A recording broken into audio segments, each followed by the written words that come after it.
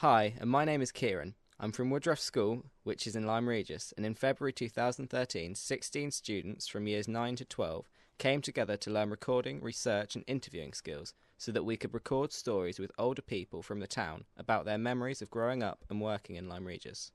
Henry, Eddie, Reuben and myself, Harry, from Year 11, interviewed Ken Gollop. We were keen to talk to Ken about his family's fishing heritage, how the war affected the fishing industry, and his memories about growing up in Lyme Regis. One of the great things about interviewing Ken was how proud he was of his fishing heritage. He now begins by telling Henry what his family history means to him. Can you describe your family's fishing heritage? My grandfather was born in Charmouth.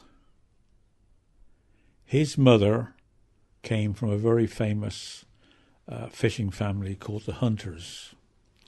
Now, they came to Charmouth sometime in the 1740s from Scotland. Now, 1740s was the time of the Jacobite revolutions. Now, whether they escaped to Charmouth to save being beheaded by the English up there, I don't know. Our fishing heritage starts about then, about the 1740s. Like I say, my grandfather's mother was a hunter. She had a very famous brother, Isaac Hunter, who was a bit of a hero, and he actually rescued two people from a wreck at Charmouth by having a dream. He dreamt that his crab pots were being washed ashore in a storm, and his wife told him to go back to sleep again, but he wouldn't. He kept having this dream. He got up, went down the beach, took his young son with him, and he met the Coast Guard, and the Coast Guard said, "Oh, don't be stupid, your pots are all right, get on back to bed." He said, "No, I'm going to have a little look on the beach." Well, he went along the beach, and lo and behold, they came across a ship ashore there on the rocks, and he organised rescuing those two, and he got to give them a gold watch, which is still in the family now. That's Isaac Hunter. That's one of that's the famous Hunter one who rescued the people there. Right. That's my great grandfather, Right. and they produced my grandfather. Now, he was known as the last of the stone boatmen because, like I said, they used to transfer the stone from the beaches out to boats or bring it back to the harbour to make into. My grandfather and his father, they were actually what they call stone boatmen. When they were quarrying the stone from the cliffs to make cement down here in the middle 1800s, they used to quarry the stone, and my grandfather and his father would ship the stone out to boats that were waiting to take it away to make cement, or they would ship it back to the harbour where it was actually made into cement. And in between that time, they would be fishing as well. They'd go fishing first thing in the morning, go carting stone in the afternoon. In 1914, the outbreak of war, the cement works that made the stone into cement was polluting the town, and the war came, the industry failed, and that is when our family took up fishing full time. What was the date of this?